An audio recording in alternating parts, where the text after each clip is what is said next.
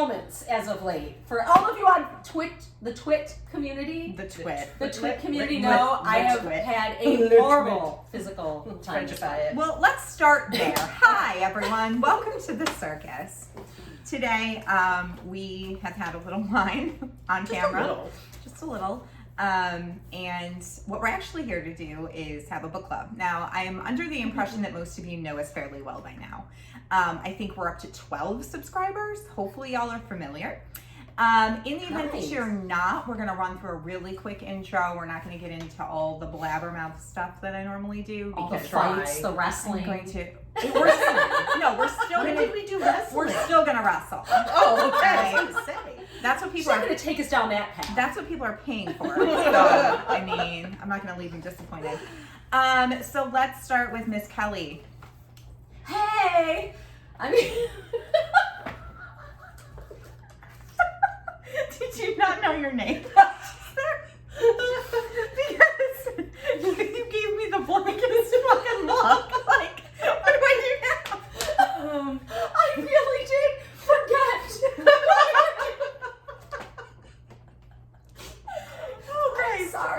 I'm sorry. Hi, I'm Kelly Scott Reed. I'm the Assistant Editor-in-Chief at roifaineantpress. I am obviously not in my right mind. Okay, we're going to move on from Kelly. Okay. Kelly's having a day. Marianne Beretsky-Peterson, lead editor at roifaineant, and I'm falling apart too, but at least I think I'm in my right mind. Yes, I think. I knew my name. Yes, you do. You weren't surprised in the right order. You weren't surprised by something that was just explained to you. Oh my God. That happens to the best of us. All right, so that brings us to me. My name is Tiffany Stores. That's what they call me on the streets. I am the editor-in-chief at roifaineant. I'm responsible for all of this. I don't know whether to say thank you or to apologize. Or a little both. Probably both is where I'm at. But we're not going to talk about me. What we're going to talk about is what's been up the last month-ish since we were last in front of a camera awkwardly talking to you about things. And what's really been up is that these two are falling apart. At the seams, falling apart. So Kelly, why don't you talk to us about your many ailments? Well, so I kind of joke with my husband a lot. There's the dichotomy of health. There is people who work 4 to 5 hours a day on their bodies and completely fall apart at 50. And those who do absolutely nothing for 50 years and fall apart at 50. Oh, so it's both of us, right? There is no reason that either one of us should be feeling like this. But yeah, my hip has been bothering me, and everything's fine. It's just a pulled muscle. Shoulders out, and had a horrible cold. And maybe you should tell them how your shoulder went out. Oh, all right. So I don't think I know this story. Well, I was going to the bathroom, and after I got done washing my hands, so I was taking a pee. It was number one, not number 2. So it didn't have anything to do with any movement that might be out of It wasn't whack. the throwback. It wasn't the throwback No. I had. I was balling up the tissue that I washed my hands with, and I tried to do a jump shot. A jump shot, like a basketball player, alone in the women's bathroom, all by myself. And I would have if I had made it. Cheered really hard. So no, it was. You didn't even make the jump shot? Oh. I'm joking. Yeah, of course. I did. I didn't throw my shoulder out for nothing, Tiffany. There was a goal in mind. Yes, there was. Oh my God. But yeah, that's kind of been my jam lately. Well, and I bitch about it incessantly. So they're paying me back by making me bitch about it to you. I mean, open it up to the collective. We've also talked actually recently about starting kind of a derivative show with Kelly. Kelly is very comfortable in front of the camera, unlike the two of us. So what we were thinking about doing is a segment called And Another Thing. And what that's going to be is just her picking one thing and just bitching for 5 straight minutes. I'm really great at that. Yeah, and we get doses of it. Right? I I look forward to it. And If we elect to apologize. do it, I will give you guys a sneak peek. The first episode will be not Febreze, a Swiffer box. The Swiffer box conundrum is what's going to happen. All right, Marianne, in what ways are you falling apart? Well, not for the same reasons, but almost the exact same issues that Kelly's having. Except I just realized as you're pointing to your shoulder that I'm the opposite. Yeah. I'm like mirrored you. Well, This shoulder's driving me nuts, and I think it's another impingement, which I've done before because I carry all my stress in my back. Same.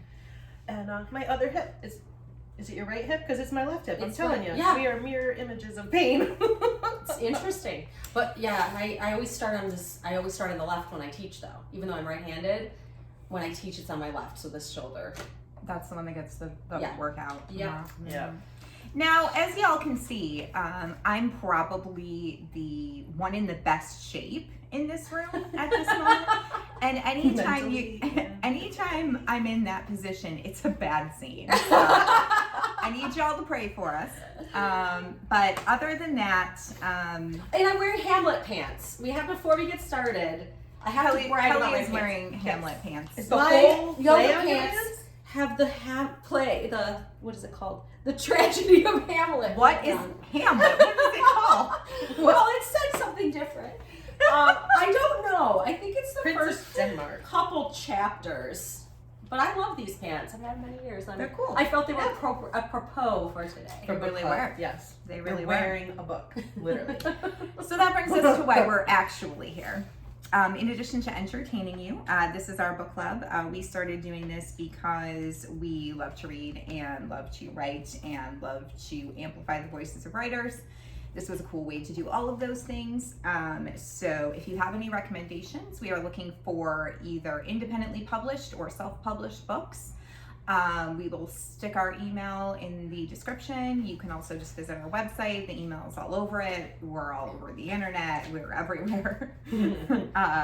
And so get any recommendations that you have to us and we will definitely check them out. And if you recommend something that is either by yourself or by somebody else, we'll shout you out. We'll shout them out. We'll do a Do a little lot of shouting. just screaming. Just screaming. But we'll do a little, like a rundown of their work, whatever we can find, if they have a website, I'm doing my best. All right. So that leads us to our book club book of this month, which happens to be Daydreams, Obsessions, and Realities by Matthew McGuirk, which is a hybrid collection, which I really liked. And I want to say this is the first hybrid collection we've done. Yep. Where there's, various different genres contained within, which I thought was interesting. And it's all relatively short, but I liked the change of pace. It kept me engaged. Absolutely. I love a mixed bag. So I like prose poetry and I like rhyming, but like we had to write it, but this was much different than that. And I do agree that it kept me more interested. And I mean, I love a good novel too, which is, obviously expansion on a theme or whatever, telling a story. But this was neat in the way that it kind of, and I liked the selection of the pieces as well and kind of how they fell. Like I thought it made a lot of sense, which is a high compliment because, Not a lot of things make sense. not a lot of things make sense. Not a lot of things make That sense is to a me. scary truth. So, Yeah. Success there. So who would like to start with their first kind of note or the first piece that they had something neat that they wanted to share about? I loved crop rotation. I'm going to start because I wanted to actually talk about this one. Okay.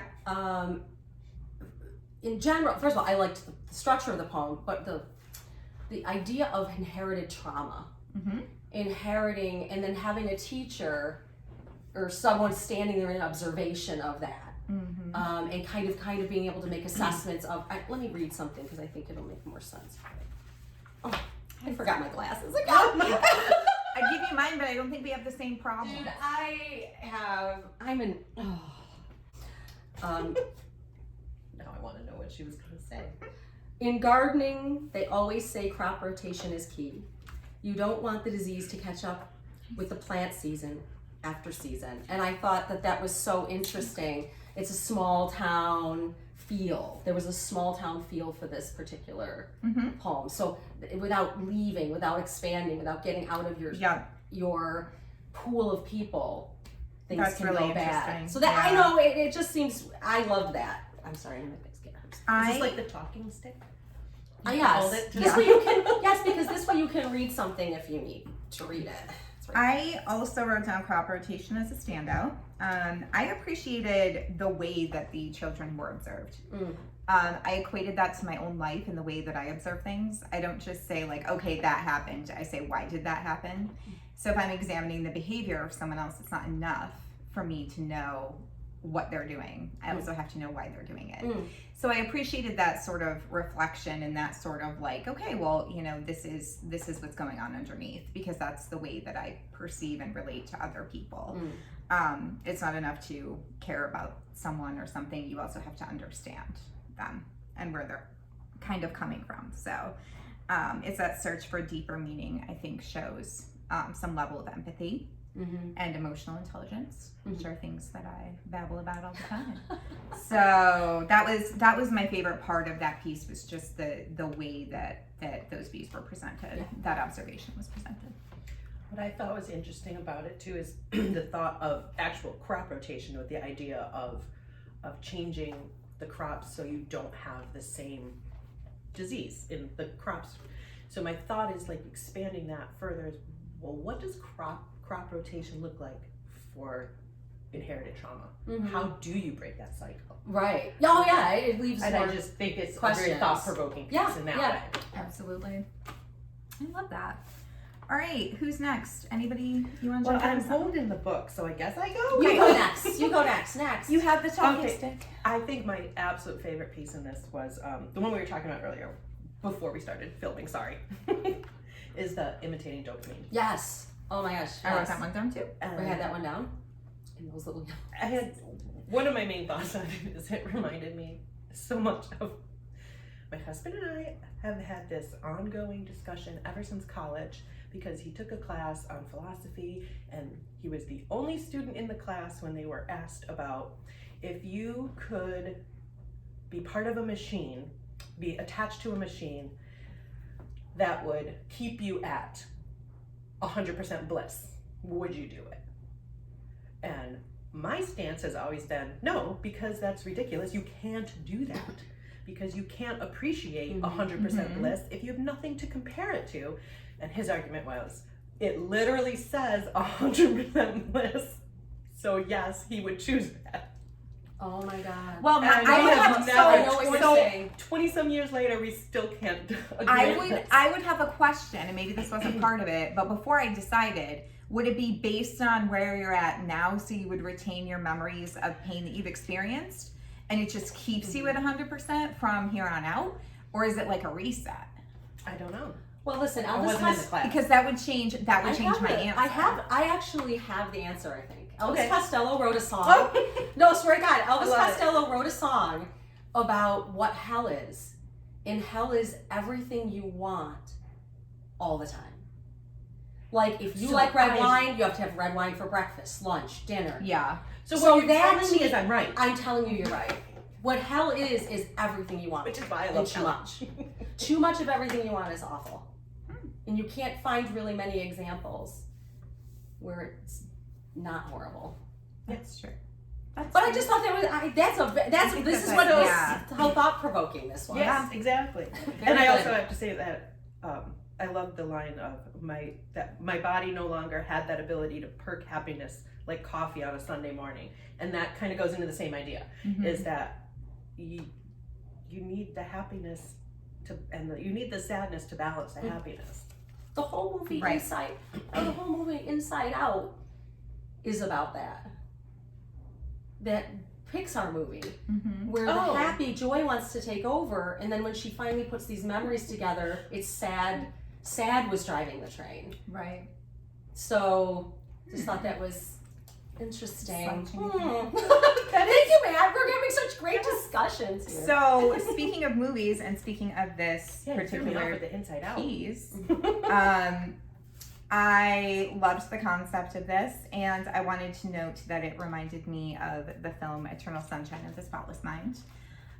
which is about a concept that's sort of similar. I'm sure most of you are familiar with it, but in the event that you're not, say a procedure was developed that could erase a specific relationship from your mind, marketed toward like a bad breakup.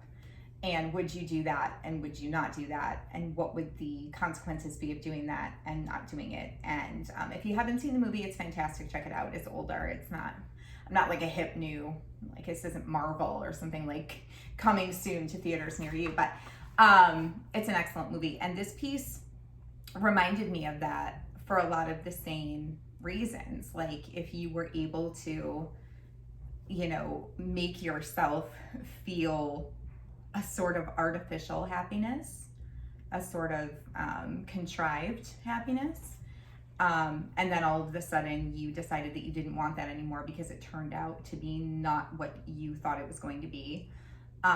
Would you want that? Would you not? Like it's a very almost a linear sort of viewpoint. And I thought it was interesting how the D2 dulled the desire for intimacy, and then even without it, the desire did not return. So it kind of points to, I think, bigger picture outside of the D2 and like the augmented reality sort of thing, that kind of the way that people are worn down by a passionless life.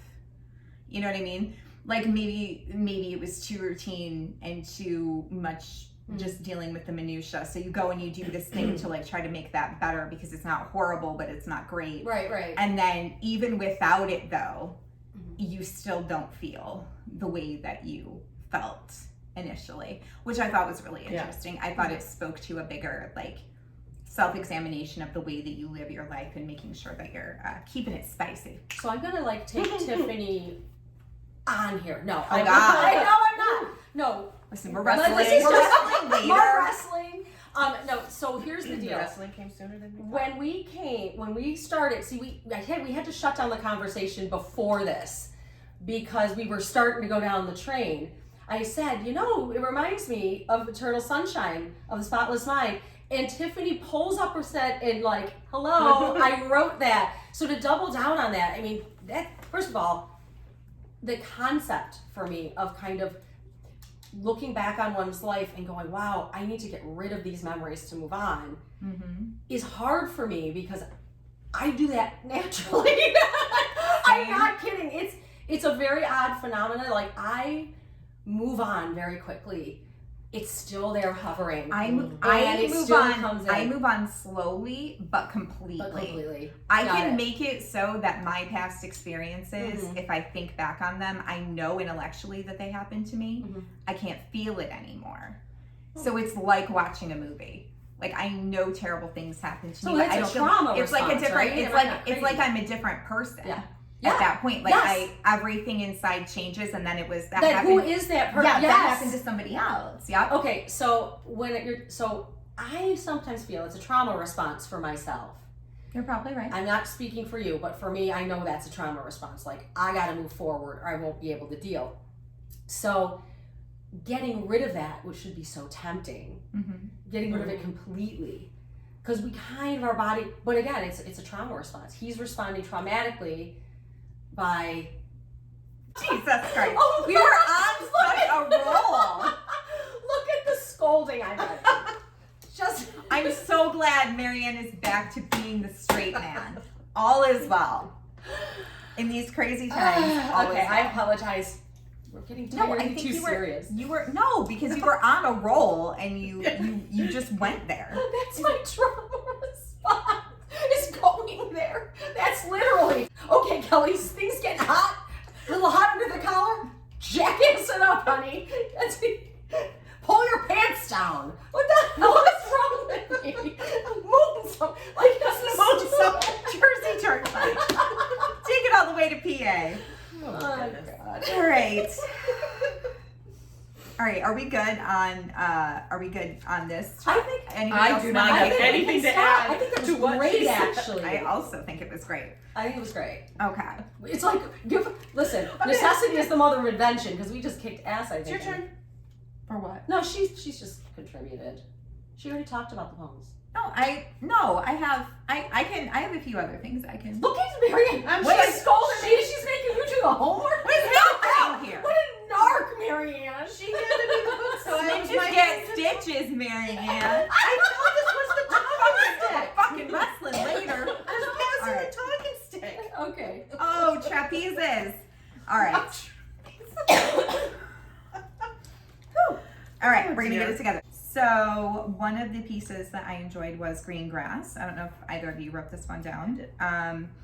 I liked that it talked about the isolating feeling of being out of place and the ways in which we attempt to make places our own. I am terrible at that. I am one of those people who knows within about 30 seconds if I belong somewhere or I don't.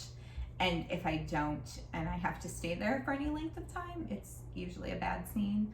So I'm not super good at digging up the sidewalk and planting seeds, but I thought it was an interesting reflection on that feeling because we've all been there in different parts and stages of our lives, just kind of feeling like this is not where I belong. How do I get out of here? I think I wrote very similar notes in the act of like turning something and making it your own, or at least changing it to your own liking and making it feel more at home. I did think it was interesting that they point out in the story how no one else noticed. It was just for him. Just for him. Yeah. But when you were talking, it made me think, I'm like, yeah, I don't think I'm very good at trying to change a place to my liking. I think I try to change me to fit in, and that's probably what you're doing is probably a little healthier. Well, it is if you can get your shit together and get out of where you don't belong and you don't just sit there complaining all the time, which is what I do 90% of the time. It depends on the situation. Yeah. I will take control when I have to, but I've also been in that position where it's like, oh, this isn't where I'm supposed to be, but I'm here, so now I have to do something with that, and I've kind of pushed myself, I think, a little bit into different molds. I learned that socially. Like when you hang out with people that you haven't hung out with in a long time and you're like, oh God.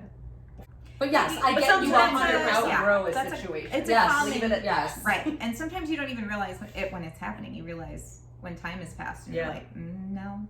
Or you don't grow up at all. I'm the one. I'm the problem. I'm the one who's not growing up. I don't think that's true. I don't think that's true at all. No. I think you grow so you outgrow. Yes. If you're not growing, don't outgrow us. Other people would be. Oh God, no. Thank God we have each other. That's all I gotta say. I sit with the cool kids now at the lunch table. Yeah. So. Oh my God, I was never the cool kid at the lunch table, so I'm really excited about this. Me neither. I went to. I was just the one who I just want to say a quick word about Matt in particular. Okay, just well, do we have, before we talk about Matt, do we have any other pieces anybody wants to talk about? No. Kelly's done? Marianne, you got anything? I would like to say that I thought the 11/11, the final piece, I thought was a perfect ending. I just thought Agreed. with the I just thought it was a great premise, first of all, with the repeating minute and pointing out like everyone who would think that would be a great idea and that it's not necessarily, depending on what was happening in that minute, but I just thought it was a great piece to end with. It just felt like it wrapped everything up. Yeah, I agree. Also, I'm a nerd who wishes on the clock every time I see 11/11. Actually, I do that every time I see repeating numbers. So that really hit home. Thanks, Matt. And I had never seen that before. Me neither. So that was what was so interesting is you were familiar, we all kind of went, yeah. I had a shirt. I had a shirt in high school that said 11/11, I wish for you. Oh, It's wow. a thing. That was I. Yeah, Missed it's that. a thing. It's like an angel number. We were probably having children. Good That's point. probably why. We were raised in the 80s and the 70s. I'm sorry. Oh, a quick note. I just wanted to say about Matt Yes, Kelly. as a person. So I do notice when people are very positive and very supportive of other people in their craft or art. And Matt is one of those people who is always commenting on very kind things, not just generic things, but very specific things. And I just think that's a great way to be. And I just wanted to comment on that. Yes, Matt, thank you for your endless support of the press. Whether you're in the issue, whether you're not, you're always paying attention to what we have going on. You're always supporting the other authors. And honestly, that means the world, because we can only do so much, but we're reaching the audience that we have and the readership that we have. And when they're able to turn around and spread it around to their readers or their fans or whatever, then that makes all the difference. So we do really appreciate your kindness always. Thank you very much. Anybody have anything else that they want to say about this book? We're gonna put the link to where you can buy it, how you can buy it. We're gonna put the link to all of Matt's stuff, everything we can get our hands on in the description. So if you want to know more, if you're interested in checking this out yourself, we're gonna make it so that you can do that. Is that all? That's it. Okay. And Next book. the next book that we're gonna do in a month-ish, give or take. I think we actually went a little bit over. I should probably get back on my schedule and like make sure I'm actually doing things on time. I've been tired and taking a lot of naps. So yeah, but it's not like anything exciting happened to me. We've I'm been just falling apart. So. well, that is true. She's sleeping. We're falling apart. We're just Time got away from us. Yeah. just weird times right now. I don't know. It's a changing of the seasons, changing of energy. There's a lot happening in the world. So anyways, our next book is called None of This Belongs to Me, and it is by, I don't want to mispronounce this. If I did, I'm sorry. I'm gonna Google the pronunciation before next time. Ellie Sawatsky. I'm gonna guess that that's how it's pronounced. It is a book of poetry. It was released by Nightwood Editions, and this pick was nominated by Gina Leola, who is a friend of the press. So thank you, Gina. This is the one that we had, I think it was our first rec, and we were going to do it first, and it was out of print until April. So I have ordered it. It's supposed to be shipping to me this week. So we will be getting that book club done as soon as the book comes in. And other than that, I think that's all we got. Anybody have any last minute bits you want to leave the people with? Anybody got anything? You really want to invite bits? Yeah, I want to invite bits. Invitation to bits. Bits lead It's to the editing. It's the bits invitational. Well, it depends on what the bit is. It's all at the end now, so the end she can just lob Yeah. it off. She Yeah. doesn't have to edit anything. Or I I can can make it lob it into off like a- mid-sentence. Maybe we should Especially end if we were like saying this. something Like completely make it like we're inappropriate. laughing. Maybe we should end like We this should and make it end- look like we're wrestling. Yeah, or like in a. Oh, that's I gross. don't. That's gross. I just had. I And right there. Never mind. That's gross. I don't even know what she was gonna say I or don't know why either. it was gross. Trust me, It I was don't gross. know either. I don't know either. But I It was trust her not when good. she tells I me. had to actually edit myself. I went, what is this person thinking right now? Man, that process that you were talking about earlier of not recognizing that person got really fast. Yes, it Almost happened in the instantaneous. real time. In real time, I just thought something and had no idea who just thought it. Teach me your ways. I'm really not Teach me your dumb. ways. I want to No. self-edit that quickly. All right, guys. Oh, trapezes. All right. We are going to wrap this up. Thank you for watching, if you stuck around. And we will be back soon. Bye. I'm doing a golf wave. King Wait, wave. is that golf? King wave. That's it. What is that? King wave. Because queen wave is. I She moved the whole arm.